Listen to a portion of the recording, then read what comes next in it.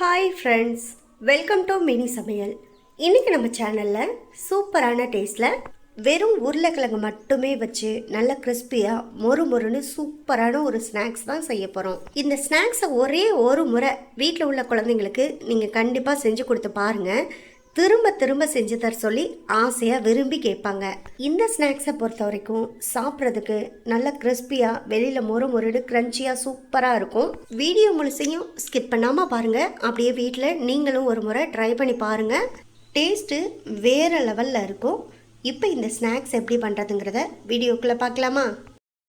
இப்போ இந்த ஸ்நாக்ஸ் செய்கிறதுக்கு ஃபஸ்ட்டு ஒரு 3 மீடியம் சைஸ் உருளைக்கிழங்கு நான் எடுத்திருக்கேன். இப்போ முதல்ல நம்ம இந்த உருளைக்கிழங்குல உள்ள தோலெல்லாம் சீவி எடுத்துக்கணும். இப்போ நம்ம தோல் சீவி வச்சுருக்க உருளைக்கிழங்கையெல்லாம் தண்ணியில் சேர்த்துக்கணும், இல்லைன்னா உருளைக்கிழங்கு நமக்கு கருத்து போயிடும். பாருங்கள், இப்போ 3 உருளைக்கிழங்கையுமே தோல் சீவி எடுத்து வச்சுருக்கேன். அடுத்ததான் இப்போ இந்த உருளைக்கிழங்கையெல்லாம் நம்ம கட் பண்ணி எந்த பாத்திரத்தில் இந்த உருளைக்கிழங்கை வேக வைக்க போகிறோமோ அதிலே நம்ம கட் பண்ணிவிட்டு டைரெக்டாக சேர்த்துக்கலாம். ரொம்ப பெரிய பெரிய பீசஸ் எல்லாம் கட் பண்ண தேவையில்லை. பாருங்கள், நான் இப்போ கட் பண்ணி போடுறேன். இந்த அளவில் கட் பண்ணாலே போதும். அப்போ தான் உருளைக்கிழங்கு உள்ளேயும் நல்லா வெந்து வெளியிலையும் நல்லா கிறிஸ்பியாக சாப்பிட்றதுக்கு சூப்பராக இருக்கும். பாருங்கள், இந்த அளவுகளில் உருளைக்கிழங்கு கட் பண்ணி எடுத்துட்டாலே போதும். இதே போல் மீதம் இருக்க உருளைக்கிழங்கு எல்லாத்தையுமே நம்ம கட் பண்ணி எடுத்துக்கலாம். பாருங்கள், இப்போ கட் பண்ண உருளைக்கிழங்கு எல்லாத்தையுமே இந்த பாத்திரத்தில் சேர்த்தாச்சு. இப்போ உருளைக்கிழங்கை வேக வைக்கிறதுக்கு தேவையான அளவு தண்ணி சேர்த்துட்டு இப்போ இந்த பாத்திரத்தை அப்படியே ஸ்டவ்வில் எடுத்து வச்சு ஸ்டவ்வை மீடியம் ஃப்ளேமில் வச்சுட்டு இந்த பாத்திரத்தை ஒரு மூடி போட்டு மூடி வச்சிடலாம். இப்போ இந்த உருளைக்கிழங்கு ரொம்பவும் சாஃப்டாக குலைவாலாம் வெந்து வந்துடக்கூடாது. கொஞ்சம் அரைவேக்காட்டு அளவுக்கு வெந்து வந்தாலே போதும். அதுதான் இப்போ நம்ம செய்ய போகிற இந்த ஸ்நாக்ஸுக்கு இந்த உருளைக்கிழங்கு சரியான பக்குவத்தில் இருக்கும். அதனால் அரைவேக்காட்டு அளவுக்கு இந்த உருளைக்கிழங்கு வேகட்டும். அது வரைக்கும் நம்ம வெயிட் பண்ணலாம். இப்போ பார்த்திங்கன்னா உருளைக்கிழங்கு ஓரளவுக்கு நமக்கு வெந்து வந்துருச்சு. இப்போ இந்த உருளைக்கிழங்கு வெந்து வந்துருச்சா இல்லையான்னு பார்க்குறதுக்காக ஒரு குச்சி வச்சோ இல்லை கத்தி வச்சோ இந்த மாதிரி சொருகி பாருங்கள். ஈஸியாக இந்த உருளைக்கிழங்குல இந்த குச்சி இறங்குச்சுன்னா நமக்கு உருளைக்கிழங்கு நல்லா சாஃப்டாக வெந்து வந்துருச்சுன்னு அர்த்தம். அவ்வளோதான். இப்போ உருளைக்கிழங்கு நமக்கு சாஃப்டாக வெந்து வந்துருச்சு. அவ்வளோதான்.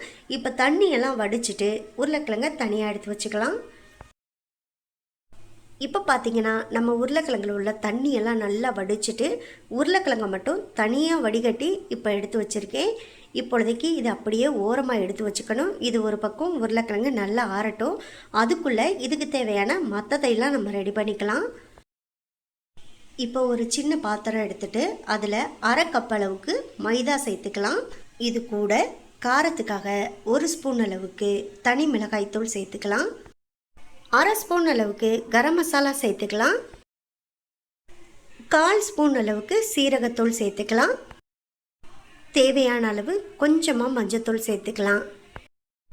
கூடவே தேவையான அளவு உப்பு சேர்த்துக்கலாம். ஒரு 1/2 ஸ்பூன் அளவுக்கு இஞ்சி பூண்டு விழுது சேர்த்துக்கலாம். இஞ்சி பூண்டு பேஸ்ட்டும் சேர்த்துக்கிறதுனால நமக்கு அந்த சிக்கன் சாப்பிடும்போது ஒரு டேஸ்ட்டு கிடைக்கும் பார்த்திங்களா, அந்த டேஸ்ட்டு நல்லா கிடைக்கும். அதுக்காக தான் கொஞ்சமாக இஞ்சி பூண்டு பேஸ்ட்டும் சேர்த்துக்கிறோம்.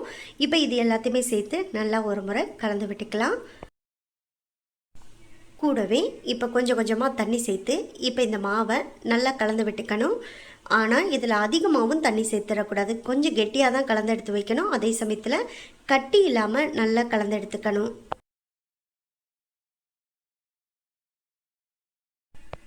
பாருங்கள், ரொம்பவும் கெட்டியாகவும் இல்லாமல் ரொம்ப தண்ணியாகவும் இல்லாமல் இந்த மாதிரி ஒரு பக்குவத்தில் தான் இந்த மாவை ரெடி பண்ணிக்கணும். இப்பொழுதைக்கு இது அப்படியே ஓரமாக இருக்கட்டும்.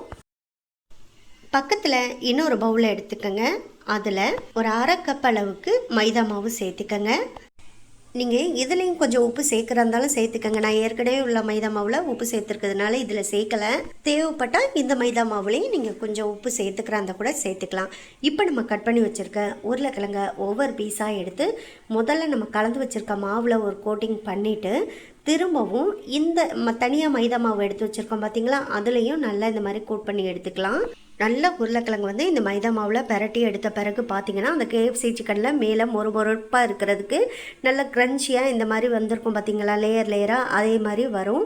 அவ்வளோதான். இதே போல் எல்லா உருளைக்கிழங்கையுமே ஃபஸ்ட்டு உள்ள அந்த மாவில் கோட் பண்ணிவிட்டு அடுத்ததாக ரெண்டாவது உள்ள மைதா மாவுலையும் இந்த மாதிரி பெரட்டி எடுத்துக்கணும். இன்னொரு உருளைக்கிழங்கு கூட நான் உங்களுக்கு போட்டு காமிக்கிறேன் பாருங்கள். இந்த மாதிரி மாவில் கோட் பண்ணிவிட்டு அடுத்ததாக இந்த மைதா மாவில் போட்டு நல்லா இந்த மாதிரி பெரட்டி எடுத்துக்கங்க. பாருங்கள் எவ்வளோ சூப்பராக லேயர் ஃபார்ம் ஆகி வந்திருக்கு. இதே போல் தான் எல்லா உருளைக்கிழங்குமே நம்ம செஞ்சு எடுத்துக்க போகிறோம். இப்போ பார்த்தீங்கன்னா அடுத்தடுத்து இருக்கக்கூடிய உருளைக்கிழங்கு எல்லாத்தையுமே நான் அதே போல் செஞ்சு எடுத்து வச்சுருக்கேன் பாருங்கள். இப்போ நான் ஃபஸ்ட்டு பேட்சில் போட்டு எடுக்கிறதுக்கு ஒரு பாதி உருளைக்கிழங்கை மட்டும்தான் ரெடி பண்ணி வச்சுருக்கேன். மீதி உருளைக்கிழங்கை அதுக்கப்புறமா ரெடி பண்ணிக்கலாம். நான் இதை முதல்ல உங்களுக்கு ஃப்ரை பண்ணி காமிக்கிறேன். அதுக்கு இப்போ நான் ஸ்டவ்வில் ஒரு பாத்திரத்தில் ஏற்கனவே எண்ணெயை வந்து மீடியம் ஹீட் பண்ணி வச்சுருக்கேன். அதாவது நம்ம இப்போ எண்ணெய் வச்சுருக்க பாத்திரத்தில் எத்தனை உருளைக்கிழங்க நம்ம சேர்க்க முடியுதோ அதுக்கேற்றது மாதிரி சேர்த்துக்கலாம். ரொம்பவும் ஒட்டி ஒட்டி சேர்க்காம கொஞ்சம் தள்ளி தள்ளி சேர்த்துக்கங்க. அப்போ தான் இது நல்லா மொறுமொறுன்னு கிறிஸ்பியாக வெந்து வர்றதுக்கு நல்லாயிருக்கும். பாருங்கள், உருளைக்கிழங்கெல்லாம் சேர்த்த பிறகு உடனே திருப்பி விட்டுற வேணாம். ஒரு பக்கம் லைட்டாக ஒரு கோல்டன் கலரில் செவக்கட்டும். அதுக்கப்புறமா நம்ம இன்னொரு பக்கமும் திருப்பி விட்டுக்கலாம். இப்போ பார்த்திங்கன்னா ஒரு பக்கம் லைட்டாக ஒரு கோல்டன் கலரில் செவந்து வந்துருச்சு. இப்போ பார்த்திங்கன்னா நம்ம கரண்டி வச்சு இன்னொரு பக்கமே திருப்பி போட்டுக்கலாம். இதே போல் இன்னொரு பக்கமே நல்லா கிறிஸ்பியாக வெந்து வரட்டும். கடைசியாக வெந்து வரும்போது பார்த்திங்கன்னா நல்ல ஒரு ப்ரௌன் கலரில் வெந்து வரும். அப்போ தான் இது நல்ல கிறிஸ்பினஸோட நல்ல மொறுமொறுன்னு டேஸ்ட்டாக சாப்பிட்றதுக்கு சூப்பராக இருக்கும். நல்லா மாற்றி மாற்றி திருப்பி போட்டு ரெண்டு பக்கமே நல்ல ஒரு கோல்டன் ப்ரௌன் கலரில் செவந்து வரணும். அது வரைக்கும் மாற்றி மாற்றி திருப்பி போட்டு நல்லா வேக வச்சுக்கணும். பாருங்கள், முன்னாடி இருந்ததுக்கு எந்த அளவுக்கு நல்ல கலர் மாதிரி வந்திருக்குன்னு பாருங்கள். இதுக்கப்புறமா நம்ம இதை வெளியில் எடுத்துடலாம். பாருங்கள், நல்ல ஒரு கோல்டன் ப்ரௌன் கலரில் எவ்வளோ அழகாக செவந்து வந்திருக்கு. பார்க்க சிக்கன் போல் எவ்வளோ சூப்பராக இருக்குன்னு பாருங்கள்.